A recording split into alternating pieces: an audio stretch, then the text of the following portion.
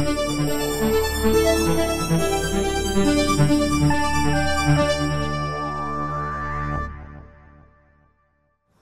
morning, everybody. Derby County, the visitors this afternoon for the third game in 8 days at the DW Stadium as Wigan Athletic look to bounce back from consecutive defeats against Brighton and Hove Albion and Zulte Waregem. Joining Neil Rimmer and myself this morning is the club's chief executive, Jonathan Jackson. Good morning. Hi, Paul. To you, Jonathan. Good morning as well to yourself, Neil.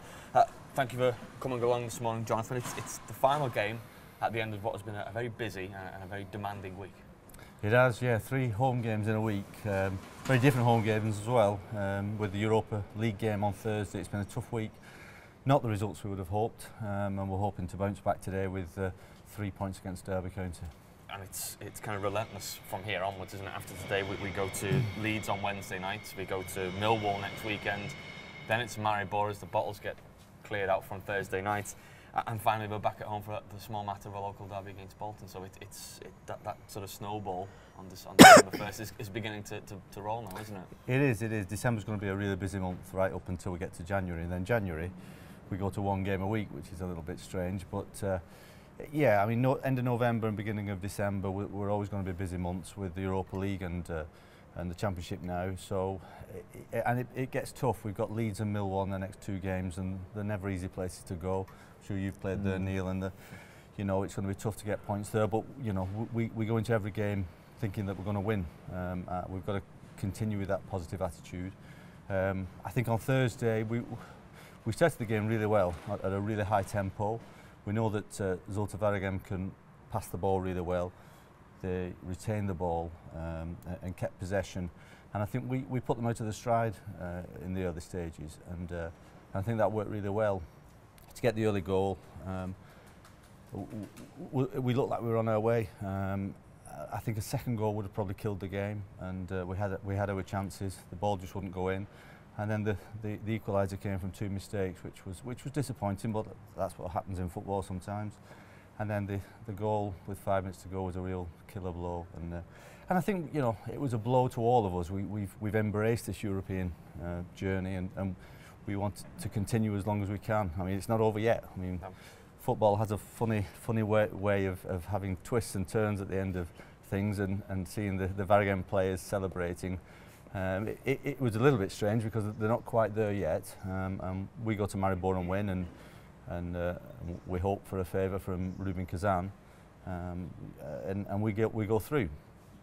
But you know, it was disappointing for all of us, and we spent Friday thinking about that defeat and you know what could have been, but now we focus on Derby County and we move forward.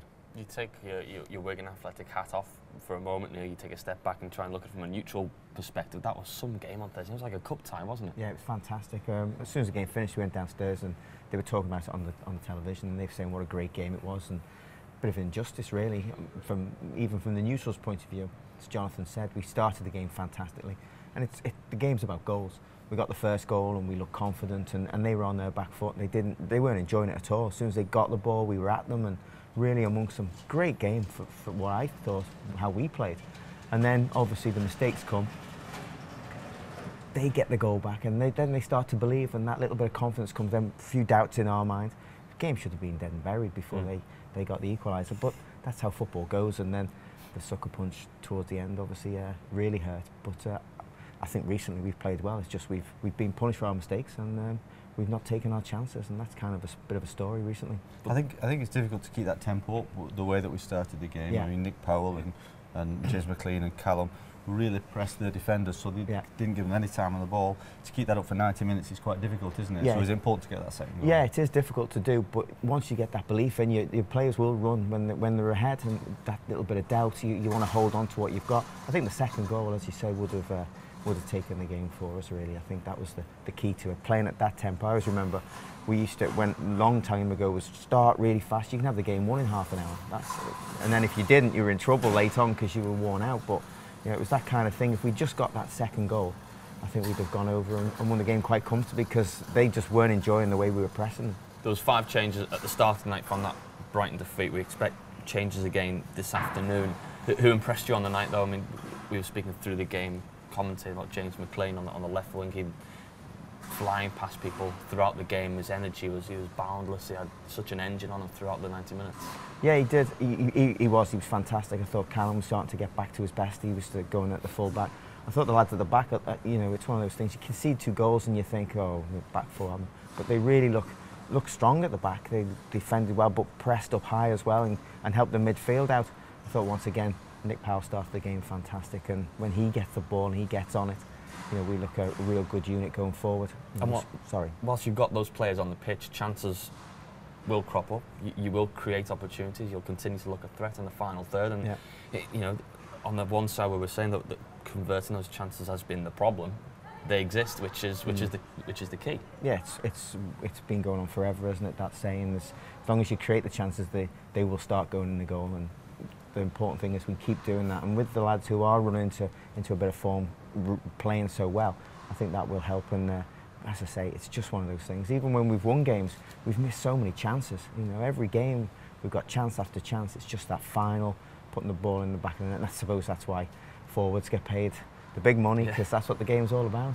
And today will be fine, Jonathan, because we do well on the back of European games. We're unbeaten so far, 10 points, so this is a formality. It'd be great to continue that trend, that's for sure. We have done well.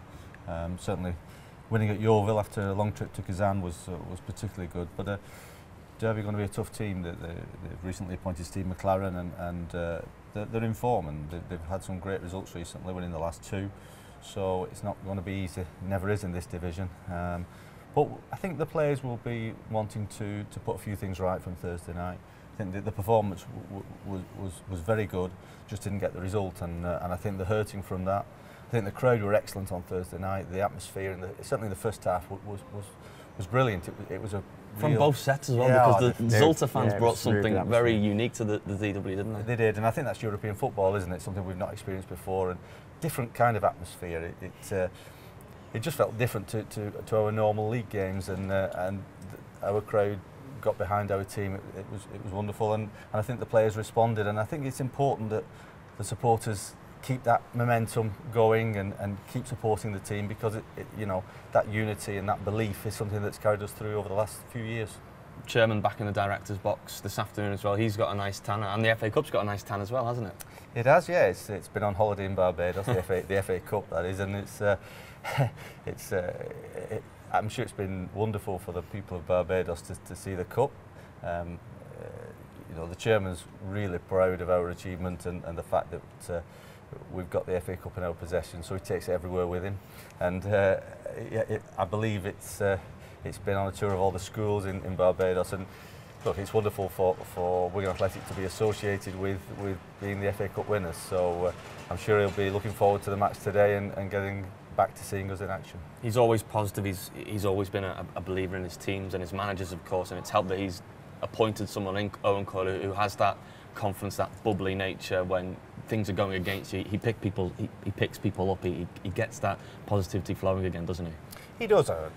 Like all of us, we try and keep an even keel. We try and not get too carried away with victories, and when things are going well, and not too despondent, and not too.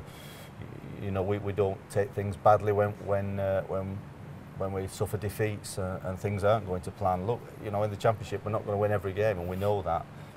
We know the Europa League was going to be tough. We're playing some of the top teams in Europe. You know, Zulta again haven't lost since they drew with us in Bruges. Second in the Belgian league. These are top teams that we're playing, and it's not going to be easy. But as I said, we've got to try and keep things on an even keel, keep things in perspective, and hopefully that will reward us with 3 points today, and as we move into, as you say, a very busy December period. Yeah, absolutely. Owen Coyle sent out a clear message on Thursday evening. Here's what he had to say to Latics player after that defeat to Zulta Varejão. Yeah, well, I say we need to pick ourselves up. It's as simple as that. If you want to feel sorry for yourself, you're at the wrong club, and that's what we'll look to do. I mean, we've got a good group of players, good lads, and as I said before, we'll pick them up when we're ready to go and look to win a tough game on Sunday. But the response was fine, the performance was of a high standard against a quality side, and that's the type of performances we need again. Positive news from today, you were able to confirm the signing of Will Keane bang on the deadline as well. So he's a great addition to the squad now ahead of that game against Derby. Very much so, and he's somebody that we've chased for a while, and we've got no doubts the quality he has. It will certainly help the team, and that's what we need to do. We need, as I said before, to get that quality in the pitch, be ruthless in front of goal. He certainly provides, us with a goal-scoring threat, and he's a terrific player, and we look forward to working with him. Neil, it is spot on, isn't he? You let your heads drop, and you're an easy target for anyone in this league. Yeah, as a footballer, you can't afford to let that happen. We've all been in situations where things can get on top of you. When I was, in my career, there was times when things weren't working well, but you still have to be positive. Fortunately, there's always another game to put things right. And we've said it in the commentary, the more games we play, the better we look. It's that game after game. For a start, players are getting rotated, so there's new faces coming in who've got something to prove. And the lads who are in there, they want to hold on to their places. You can't afford to let what happened a few days ago affect what you're doing in the next game, and I'm sure that's the message. He is such a positive fella. When he's around the place, he just lifts people, and that's what we need. We need the players to respond to that. Well, you said he got the right reaction performance-wise on Thursday night, but as Jonathan said, it won't be an easy test. No. Consecutive victories for Steve McLaren's side, consecutive clean sheets as well, so they're starting to get that solid look to their back line as well. Yeah, that's for sure. They'll come in full of confidence, and once again, new managers come in, and he's lifted their club, and they do look like they're going places. They're on a good run, so it will be a tough game. But up until a week ago, we were strong at home. We were unfortunate last weekend. We were really unlucky in the week.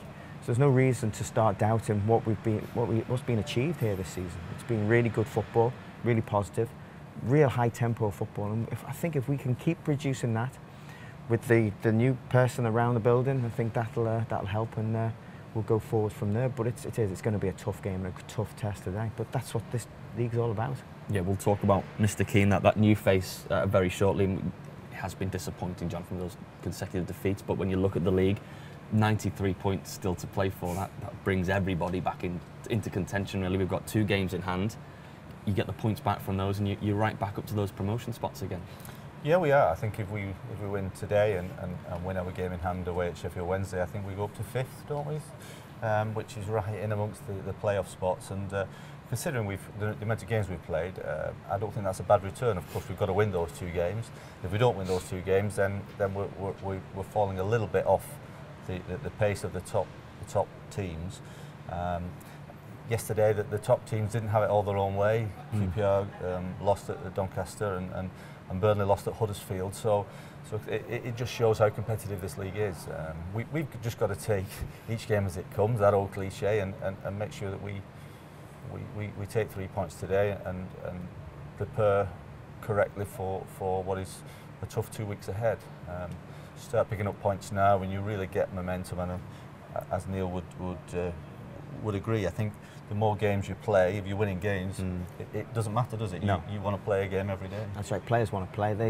They like training, but they'd rather be playing games, particularly if they're winning. It's one of those things. The more games they play, the better they become, better unit they'll be, and that momentum begins to flow. Is the Championship so far being everything that you kind of expected it to be? I know it's unpredictable. We see Yeovil go and hit 3 at Watford yesterday and come away with 3 unexpected points, but in terms of the competitiveness in what you're seeing on the pitch here and up and down the country, is it kind of what you were ready for? What you think we were ready for? Personally, I think it's a bit tougher than I expected. I mean, I don't think I've seen a bad team yet in this division. That's right. All right, we went to Barnsley and won 4-0 on the opening day of the season, but up to half an hour gone, it was very, very even, and we did well that day to get 4 goals there. Since then, I think every single game has been a battle, and we've had to scrap for every single point, scoring goals late on, scoring equalisers late on as well. So yeah, I think from my point of view, it's been tough. We're about probably the minimum where we'd expect to be. But I think one thing is that the entertainment has been great for the neutrals, for the spectators. Every single game is competitive. Every single game is exciting. There's lots of chances. It's different to the Premier League. In the Premier League, we were used to coming up against some of the top teams in the country, and we'd often be on the end of a wrong scoreline, and we'd battle for the points against the teams that were around us. In this league, every single game is exciting. you know, you couldn't predict the winner of any game, and I think that's what makes it a great league to be in. Of course, we'd rather be in the one above it, but it is a great league for football, and certainly one that's exciting to watch. It is unbelievable. It's that old cliche, isn't it? It's when you're in the Premiership, everyone used to hear it all the time. It's the toughest division to get out of. It's so competitive, and it really is. It's amazing. Any game, as we saw yesterday, you look at the results and you think, how's that happened? They're one of the top teams against one of the teams supposed to be out of form, and they get a victory like that, and that just shows what can happen. It's unbelievable, really. And I think a lot of teams do play football as well. You hear about, you know, the different styles in the Championship, but a lot of teams like to get it on the floor and start playing the ball around, play it from the back. We saw Brighton last week, who were excellent at retaining the ball. And different styles. At the end of the day, results are the thing that matters, and getting those results, you can get them in different ways. But certainly you see a variety of styles, and you see that, you know, clubs have got different approaches to it.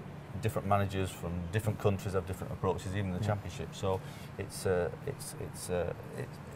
as I say, it's all about results, but it's certainly been, I think, different to what we expected. Yeah, I think the thing that's exciting from my point of view is that in the Premiership it was fantastic. It was a treat to go to those places and be involved in those games, although not playing, unfortunately. But you kind of knew what you were getting into. You'd turn up at Arsenal, you knew they were going to keep it. You might go to, say, Southampton, they were going to really go at you. Whereas here, you just don't really know what to expect, the teams, how they play. I know they all want to play football and they all want to win games, that's the thing. They all want to go out and win. And you sit down and you look forward to the games. Absolutely. One man who'll be looking forward to this afternoon is a new face who arrived at Christopher Park early this week, Will Keane, on loan from Manchester United until January. Here's what he had to say to Latics player after his very first training session. Since I've been here, the lads have all made me feel very welcome, and the gaffer spoke to him, and he's looking forward to working with me as I am with him, so it was good to get my first session in with the team. You must be excited to come here. I mean, you've been coming back from an injury, and the process of joining on loan has been a bit of a long one. Yeah, it's been in the making for a while now. I knew that this would possibly be a route that I'd go down this season, just to get some games to help get my fitness back. And obviously it's limited opportunities at United now in the first team and stuff, so yeah, I'm coming here looking to get games and to help the team and hopefully score some goals as well. And of course, it could be a really exciting start for you if you get your debut at the weekend against Derby County. Your brother Michael signed for them yesterday on loan as well. Yeah, it's worked out well that he ended up going there on the last day too. And I've never actually come up against him before, so it's something that the whole family would look forward to, and it would be a good occasion. I'm sure we'd have a good laugh, but when it comes down to it, we both want to win. And I know his strengths and weaknesses as he does mine, so it'll be a good encounter, yeah. Will Keane speaking to Latics player after that first training session on Friday. Great to have him in, Neil. Very well-spoken young man as well. Certainly is. By the way, and let's hope he keeps with that tradition of Manchester United loanees at Wigan Athletic. There's been plenty of them do well here. That's right. Well, Nick Powell's the example we have at the moment. He's been fantastic. He really has set the place alight. He's been great, and if he can come in and do a similar thing, which I'm sure he'll aim to do, it'll be that kind of understanding between them. It's exciting, and these fellas, they come in, they want to play football. That's the good thing, and they kind of show that on the pitch, and it lifts people around them, not just on the pitch, but the crowd as well. Thursday afternoon he arrived, Jonathan. Deadline day for those loan transfers. How late in the day did that get completed? Was it ever looking as though it actually might not happen? Because there was plenty of talk beforehand, wasn't there? Yeah, no, it was quite a relaxed one, really. We tried to sign him the week before, but he went to England under 21s to train with them, which shows the kind of player he is. And then he picked up a small knock on his foot. Manchester United just wanted to keep an eye on him. There was nothing serious, and we signed him on Thursday as planned. And so he comes into contention for today's game. And as we saw then, potentially against his brother Michael, who Derby signed on loan in the week as centre half. So they will, if he does play, they'll be against each other. And of course, Derby have got another top player in Will Hughes in their midfield, who plays for England under 21s. So it'll be an interesting battle between those two, and you know, there'll be some good young players on the pitch today. It's become a very good working relationship, Wigan Athletic and Manchester United, in recent years. We've seen Tom Cleverley, of course, come here, and as soon as he went back, he was straight into the England squad, straight into the Manchester United first team. We've of course had Nick Powell this season, and now hopefully with Will. Yeah, Manchester United have a wealth of talent underneath the first team regulars. and they need games. They need to get out there and get games. So to have that relationship with Manchester United, one of the top teams in the world, is great for us, because we, going back in time with Tom Cleverley and Angelo Enriquez as well last season, of course. Yeah, it's a compliment that they trust us with the players, that we're going to develop them, that they're going to get the right training methods, that they're going to get minutes on the pitch, and the right education. They want players to play, and the Championship's a great way to learn your trade. Of course, the players that we're getting from Manchester United are a bit more advanced than that. They're players that are pushing for the first team, and certainly people like Nick Powell, who they paid a lot of money for, and as we see today, Will Keane, hopefully. These are top players, and if they're at Manchester United, we know they're going to be top quality. 20 years of age as well. You look at Marc-Antoine Fortune and Grant Holtz, and Owen Curl has spoken a few times about the options, and especially when those two have suffered injuries, that he's needed up front. Yeah. Very different end of the spectrum, if you like, in terms of where he's at in his career, but you get that fearless nature from Nick out there every week that we see from Callum and from James McLean. So hopefully, Will brings that little firecracker to the front line, doesn't he? It's one of those things when you're a young lad, you just want to play football. You haven't got the kind of baggage of things that can happen or possibly might happen, the negative side of things that you pick up along the way as a footballer. So we'll just go out there with that enthusiasm, that wanting to play, wanting to impress us, wanting to impress the crowd. And then the message goes back to Manchester United, as John says. The fact that they allow the players to come here just shows how much they trust us and what we can give them. You've got to remember that we're giving them something as well. This club is giving them that opportunity, and it'll be great that we've got that youth, as we've seen with Nick Powell, how well he's done. If he can measure up to that, we won't do so bad. Helps that he has a bit of experience around him. I mean, the way we see our forwards being playing this season, it's very much been a kind of spearhead at the front, either Grant or Marc-Antoine playing that lone striker. Also, it's tough at the best of times for a 20-year-old in a league as physical as the Championship. It is going to be difficult for him, so he's kind of going to need that help from the experienced heads around him, isn't he? Yeah, as a player, that's what you need. You learn so much from the players around you. In situations, teach you things, but also off with other players. They'll give him advice, they'll help him, they'll talk him through it. I'm sure he's had lots of that where he is now. But also to come here, competitive games in front of big crowds, it'll be really good for him. Good for us, and it's another body around the place, because as we keep saying, there's so many games at the moment, and has been. The more the players are around the place, the better it is, and it gives the manager more options. What about the young man, Jonathan, at the other end of the pitch, Lee Nichols, who won't want any memories of Thursday night, which is kind of a blot on what has been a very impressive record that he's had since coming into the team and replacing Scott Carson? Yeah, Lee Nichols was a player that I was made aware of as soon as I came here, that we had high hopes for him. A young lad at that stage, but in the last 3 years he's grown to be such an imposing figure. He's a great build for a goalkeeper, and he came in at Charlton, unexpected circumstances. He had half an hour to prepare for the game and was excellent, absolutely faultless. And since then he's gone on from strength to strength. Really, he's been excellent in every game. Yes, he made one mistake against Zulte Waregem, and unfortunately, as a goalkeeper, you make a mistake and it goes in the goal, and that's unfortunate. But that's the way of football. I know that people within football have certainly noticed the emergence of Lee Nichols. He has played for England under 19s, I think, and so he's a player that will have a huge future in front of him as a goalkeeper.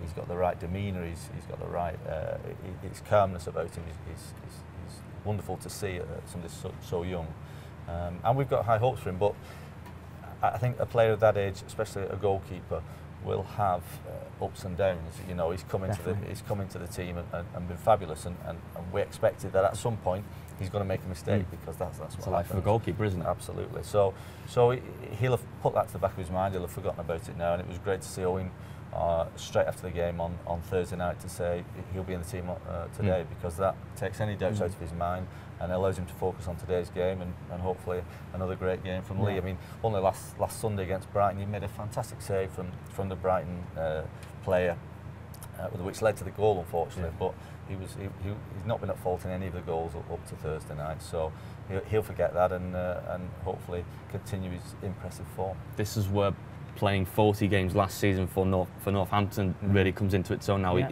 will have been one or two blips along the way in League One, running all the way up to the playoff final in Wembley as well, which was a great moment for him. But he'll have learned from that how to deal with those disappointments, how to get back out there. And you saw in his programme notes as well, in the interview that we did with him for the programme, he was speaking so maturely about responding, saying that, you know, it happens to every goalkeeper, young, old, whatever stage of your career, you're gonna have a howler at some point.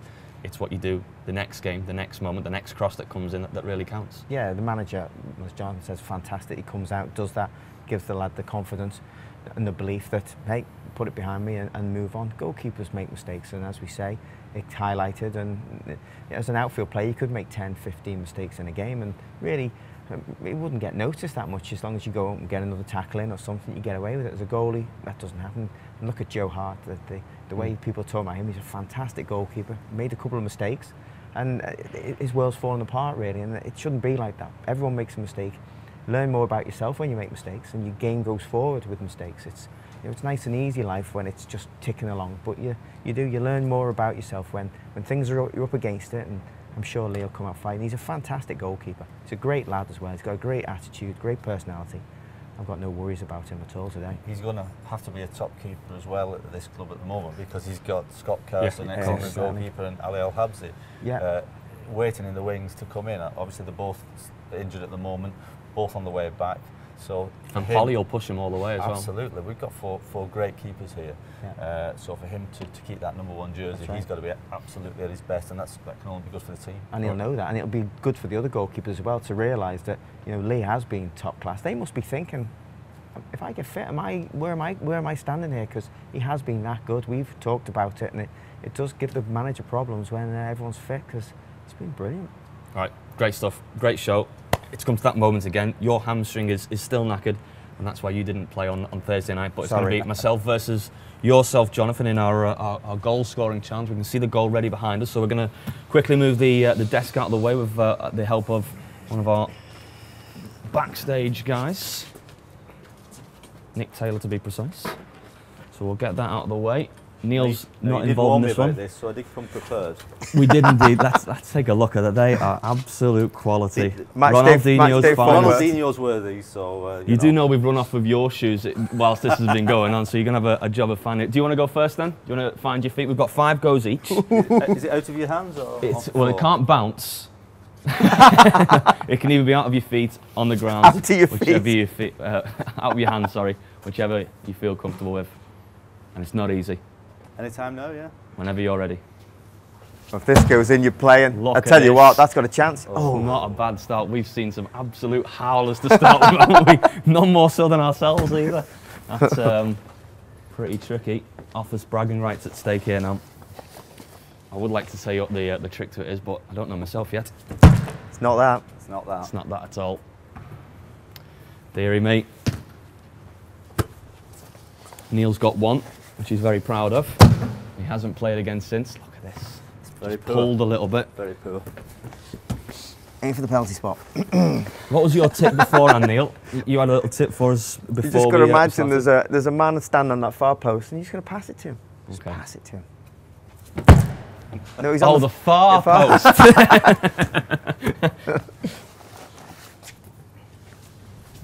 Oh dear, it's going very wrong. Take my hamstring's gone.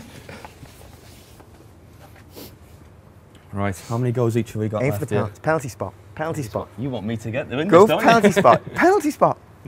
That's better. It's a little bit better. It's got a chance. It's got a chance. It's in all the way, that one. Needs a divot. It's too much. Great effort. It's a penalty spot. We've got 1 goal left after these. Oh, he's called the It's got a chance though. But it might have done him a favour. Look at this, it's gone in. I don't believe that is the scruffiest goal you will see all season. Unbelievable. With the help of I think I found the secret. Fluff it up. Put side on it. Dear me, need an equaliser. Put side on it. Oh, it's a great effort. It's too true. Hit it too true. 1 more. This could put it to bed, though. Jonathan might get 2. He needs that bar to help him again. And then we're all never doing it again. We need another game. No, that is woeful. Just put that on the penalty spot. That's what I did. That's closer to the other end. That's a shocker, that one.